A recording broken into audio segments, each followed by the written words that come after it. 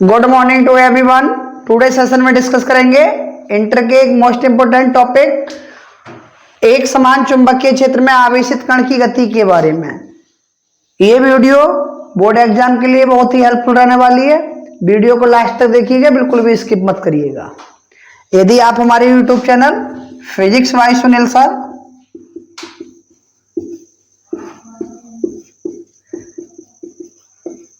के new viewers हैं तो कृपया चैनल को सब्सक्राइब करें और बेल आइकन को दबाएं।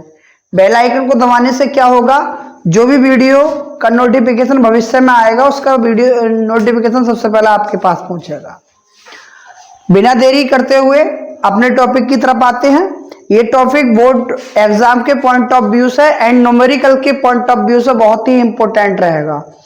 यदि आपने इस डेरिवेशन को ध्यान पूर्वक पढ़ा तो ऐसे मान के चलिए कि एक डेरिवेशन और एक न्यूमेरिकल कंप्लीट हो जाएगा बोर्ड एग्जाम के 2024 के लिए। टारगेट बना के पढ़ लो।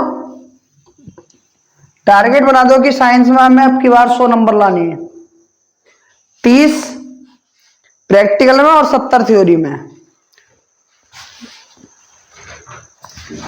ठीक है डियर स्टूडेंट, सबसे पहले इसमें एक चित्र ड्रा करते हैं और इसमें हमने लिया है एक समान चुंबकीय क्षेत्र। ये जो हमारा क्रॉस एरिया है ये इंडिकेट कर रहा है कि चुंबकीय क्षेत्र जो है वो कैसा है, एक समान। इस क्रॉस भाग में अगर हम कहीं भी टच करते हैं तो चुंबकीय क्षेत्र का मान वही मिलेगा जो प्रत्येक स्थान पर हमको मिल रहा है। उसके बाद में हमने एक इसमें वृत्त ड्रा करा, सर्किल, और इसका ओरिजिन लिया ओ। इस पर हमारा कोई कण, आवेशित कण गति कर रहा है, कितने वेग से, v वेग से, और इसके बल की दिशा जो है वो ऑलवेज वृत्त के केंद्र की ओर वर्क कर रही है। वेग समान रहता है लेकिन दिशा लगातार चेंज हो रही है। आप चित्र में भी देख रहे होंगे कि पहले ही आवेशित कण हमारा ऊपर अपवर्ड डायरेक्शन में है, फिर इधर को आया, फिर डाउनवर्ड डायरेक्शन में है, फिर इधर को गया, लेकिन वेग हमारा एक समान रहेगा और बल जो है हमेशा वृत्त के केंद्र की ओर रहेगा। चाहे कण ऊपर जाए या नीचे आए या किसी तरफ भी जाए, बल का मान जो रहेगा वो हमेशा वृत्त के केंद्र की ओर रहेगा।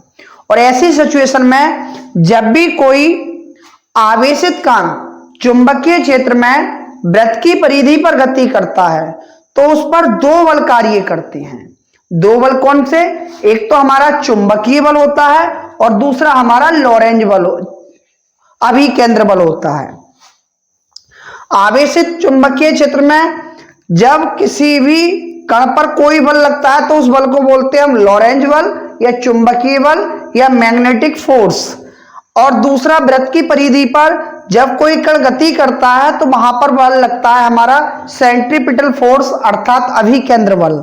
आपने पढ़ा होगा, देखा होगा, ये एक दैनिक जीवन का उदाहरण मैं आपको बताता हूं कि अगर हम बाल्टी में पानी भर लें और बाल्टी के हैंडल में रस्सी बांधकर अगर हम घुमाते हैं उसे तो बाल्टी एक बार जाकर ऊपर हो जाती है, यानी 90 अंश के एंगल पर भी हो जाती है, लेकिन बाल्टी का पानी नहीं गिरता है। कौन से फोर्स के कारण, सेंट्रीपिटल फोर्स के कारण अर्थात अभिकेंद्र बल के कारण। अभिकेंद्र बल के कारण क्या होता है, सारा बल जो होता है वो केंद्र की ओर कार्य करता है, इस वजह से बाल्टी का पानी भी नहीं गिरता है। अब बिना देरी किए आप इसका चित्र बनाओगे, मैं इधर लिखा देता हूं क्या लिखते हैं। इसमें ज्यादा रामायण लिखाने की हमें कोई आवश्यकता नहीं है, उतना लिखाएंगे जितना हमें जरूरत है। लिखेंगे या जब कोई आवेशित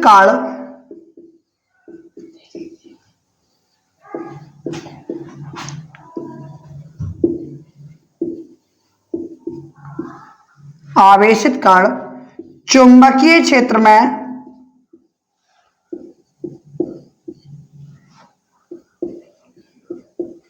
किसी वृत्त की परिधि पर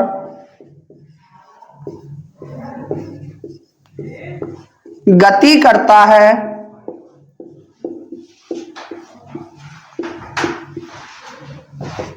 तो उस कण पर दो बल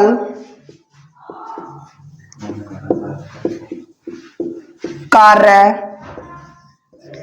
करते हैं। कितने बल कार्य करते हैं? दो बल कार्य करते हैं।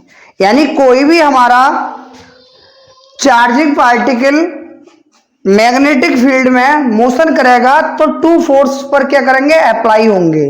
पहला तो होगा हमारा नंबर एक बोलते हैं हम चुंबकीय बल, और इसका दूसरा नाम है हमारा लॉरेंज बल।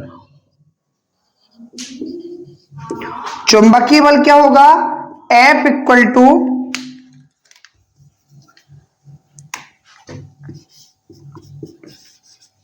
QBB sine theta. और हम देख रहे हैं प्रत्येक स्थान पर एंगल जो बनना है वो कितना बनना है हमारा? 90। यदि थीटा इक्वल 90 तब आ जाएगा हमारा F इक्वल QBB साइन 90। और साइन 90 की जो वैल्यू होती है वो होती है हमारी कितनी? यहां लिख देंगे साइन 90 इक्वल 1। यानी साइन 90 की जो वैल्यू होती है वो 1 होती है। तो F बराबर आ जाएगा हमारा QVV इंटू 1। और किसी भी संख्या की 1 से मल्टीप्लाई करने पर कोई भी इफेक्ट नहीं पड़ता है, वही संख्या लौटकर वापस आ जाती है। तो ये आ जाएगा हमारा F इक्वल QVV समीकरण 1। क्या लिखाया कि जब भी कोई आवेशित कण चुंबकीय क्षेत्र में किसी वृत्त की परिधि पर गति करता है तो उस कण पर दो बल कार्य करते हैं। पहला बल तो हमने निकाल लिया कौन सा? चुंबकीय बल अर्थात लॉरेंज बल। और लॉरेंज बल हमारा क्या होता है? F बराबर QVB साइन थीटा। अगर बात करें हम थीटा की वैल्यू कितनी है? 90। तो साइन 90 की वैल्यू कितनी हो गई? 1 से किसी भी संख्या की मल्टीप्लाई करने पर कोई इफेक्ट नहीं पड़ता है। ठीक है डियर स्टूडेंट, आप इसका स्क्रीनशॉट ले चुके होंगे। ऐसे हम काम ना करते हैं।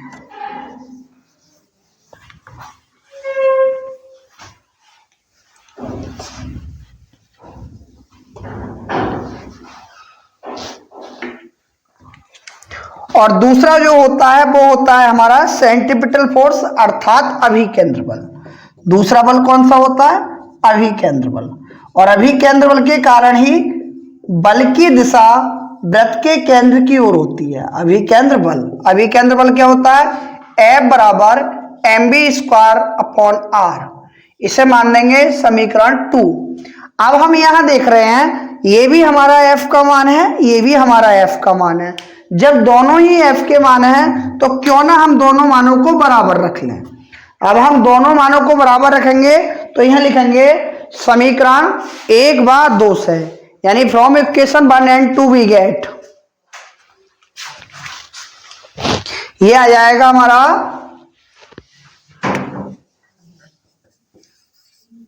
समीकरण 1/2 से। 1/2 से क्या आ जाएगा? दोनों मान F के दोनों को ही हम इक्वल रख सकते हैं। यह आ जाएगा QVV equal mv square upon r। v से v कैंसिल आउट। हम यहां से r का मान निकाल लेते हैं। अगर हमें किसी भी सर्किल की रेडियस अगर पता चल जाए तो हम उसका क्षेत्रफल, वॉल्यूम कुछ भी निकाल सकते हैं। तो यहां बचा हमारा QVV equal mv upon r। अब नीचे हम इसे क्लियर कर देते हैं। एक भी तो हमारी कैंसिल आउट हो चुकी है। बटे में एक करके क्रॉस मल्टीप्लाई, r इक्वल आ गया हमारा mb अपॉन QV।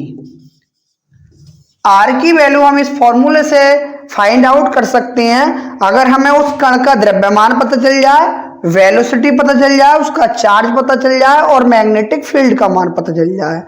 और कभी कभी इसमें इनके मान ना देकर काइनेटिक एनर्जी अर्थात गतिज ऊर्जा के रूप में अगर वो हमें दे दे तो हम आगे कैसे करेंगे। पहले आप इसका स्क्रीनशॉट लो, फिर आगे बढ़ते हैं।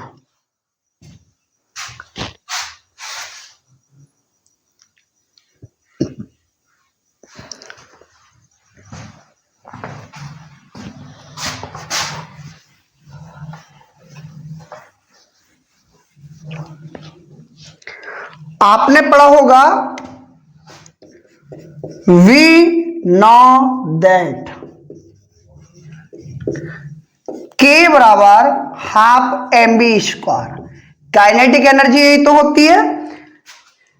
यदि कोई कण गति करता है, गति करने के दौरान जो भी ऊर्जा प्राप्त करता है उसी को तो हम गतिज ऊर्जा बोलते हैं। यहां से अगर हम v की वैल्यू फाइंड आउट करें तो v की वैल्यू हमारी आ जाएगी बटे में एक करके cross multiply 2k equal m b square, या हम b स्क्वायर बराबर 2k अपॉन m, या डियर स्टूडेंट v इधर से स्क्वायर हटाओगे, इधर स्क्वायर रूट यानी अंडर रूट चढ़ा दोगे, ये b का मान आ गया।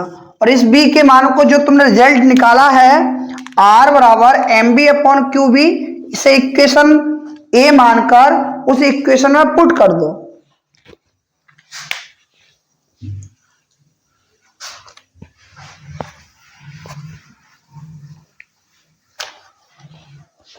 लिखोगे v का मान समीकरण a में रखने पर r equal m upon q b under root 2k upon m।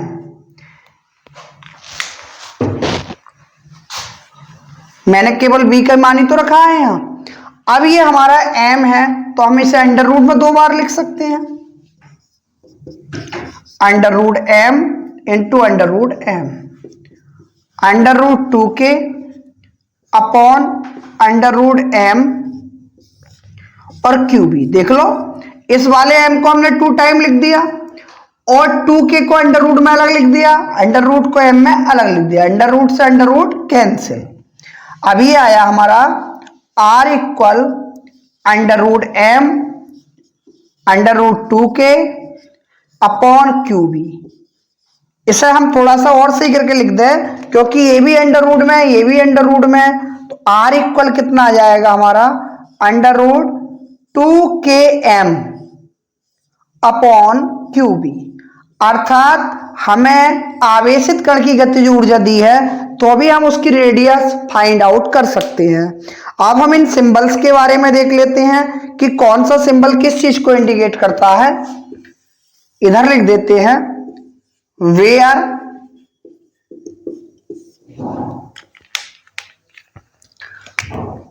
Are क्या है, वृत्त की त्रिज्या, रेडियस ऑफ सर्किल जिस पर वो मोशन कर रहा है। के क्या है, काइनेटिक एनर्जी यानी गतिज ऊर्जा, किसकी, आवेशित कण की। एम क्या है, कण का द्रव्यमान।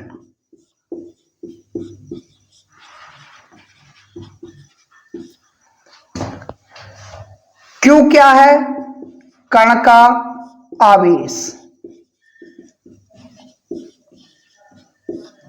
वी क्या है, चुंबकीय क्षेत्र।